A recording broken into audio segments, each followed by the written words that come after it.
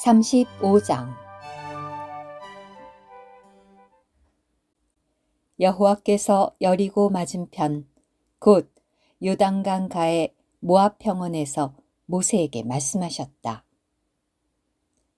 너는 이스라엘 자손에게 명령하여 그들이 소유할 유업 가운데서 레위인들이 거주할 성들을 주게 하여라. 그리고 레위인들에게 그 성들 주변에 초지도 주어야 한다. 그리하여 그 성들은 레위인들이 거주할 곳이 되게 하고 그 초지들은 그들의 가축과 재산과 모든 짐승을 위한 곳이 되게 해야 한다. 너희가 레위인들에게 주어야 할 성들의 초지는 성벽에서부터 밖으로 사방 1000규빗이다. 너희는 성을 중심으로 하여 성 밖 동쪽으로 2000규빗, 남쪽으로 2000규빗, 서쪽으로 2000규빗, 북쪽으로 2000규빗을 측량해야 한다. 이것이 그들의 성들에 딸린 초지가 되어야 한다. 너희가 레위인들에게 줄 성들 가운데 6은 도피성이 되게 하여 사람을 죽인 이가 그곳으로 피신할 수 있게 해야 한다. 그리고 이와는 별도로 42성을 더 주어야 한다. 너희는 레위인들에게 48성과 그 초지를 주어야 한다. 너희가 이스라엘 자손의 소유 가운데서 성들을 줄 때에 큰 지파에게서는 많이 떼어주고 작은 지파에게서는 적게 떼어 주어야 한다.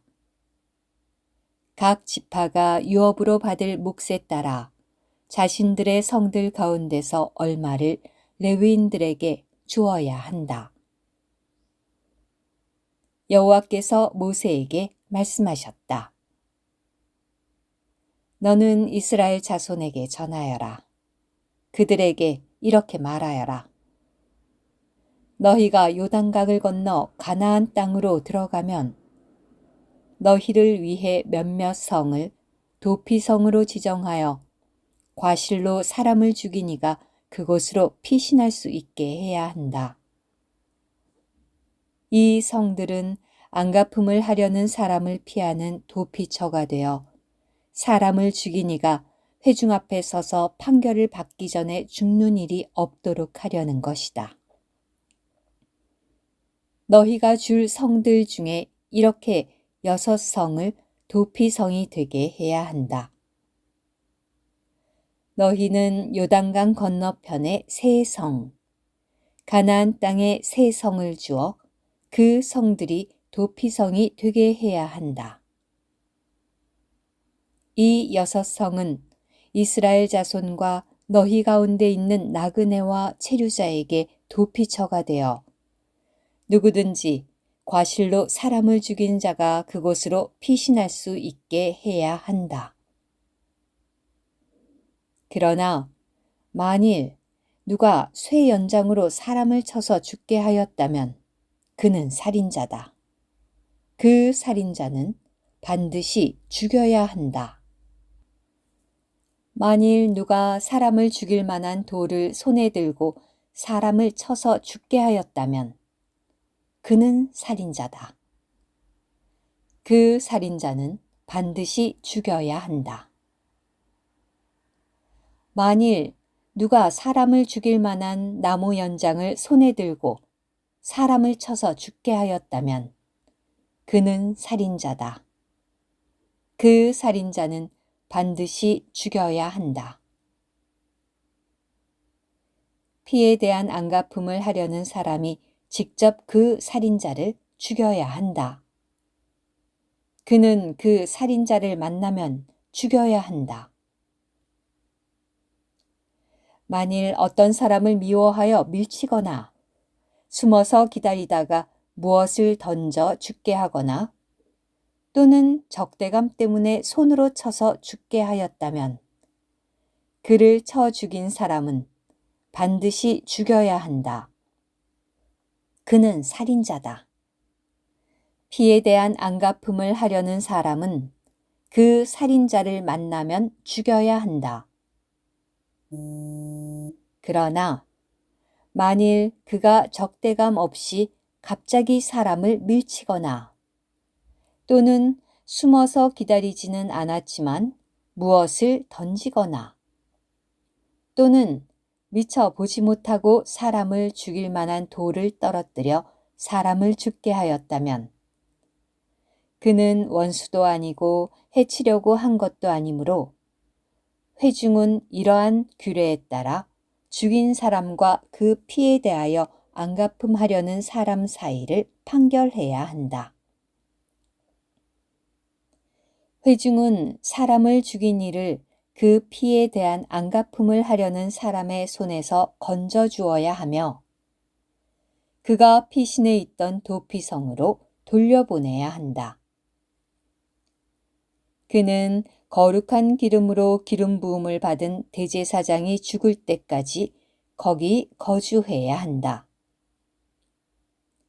그러나 만일 사람을 죽인 이가 피신해 있던 도피성의 경계 밖으로 나갔다가 피에 대한 안갚음을 하려는 사람이 도피성의 경계 밖에서 사람을 죽인 이를 발견하여 죽일지라도 그에게는 피를 흘리게 한 죄가 없다.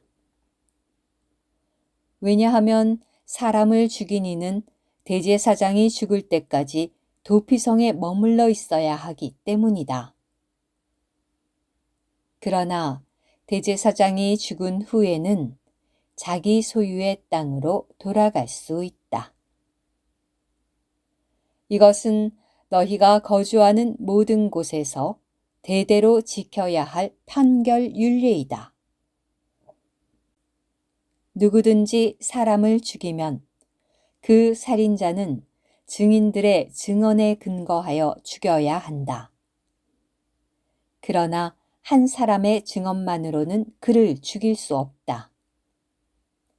너희는 죽을 죄를 지은 살인자의 목숨에 대한 속전을 받아서는 안 된다. 그는 반드시 죽여야 한다. 너희는 도피성으로 피신한 사람에게서 속전을 받고 그를 대제사장이 죽기 전에 자기 땅으로 돌아가 살게 해서는 안 된다. 그러니 너희는 너희가 사는 땅을 더럽혀서는 안 된다. 왜냐하면 피는 땅을 더럽히기 때문이다. 피가 땅에 흐르면 그 땅은 그 피를 흘리게 한 사람의 피가 아니면 속죄될 수 없다.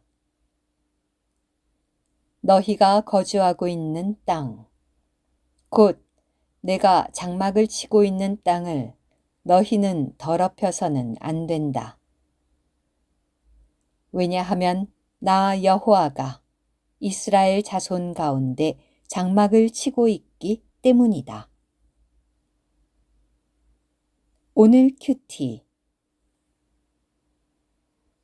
도피성은 구속하시는 하나님의 체현이신 모든 것을 포함하신 그리스도의 예표이며 실수로 죄를 지은 사람들은 그분 안으로 도망하여 피신할 수 있습니다.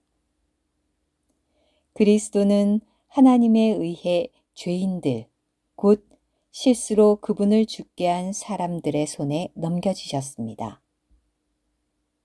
만일 어떤 죄인이 회개하면 하나님은 그를 실수로 죄를 지은 사람으로 여기시고 용서하실 것입니다. 그러한 사람은 그리스도 안으로 피신할 수 있습니다. 어떤 사람이 복음을 거절하고 회개하지 않으면 하나님은 그를 자의로 죄를 지은 사람, 곧 멸망할 운명에 처한 사람으로 여기십니다.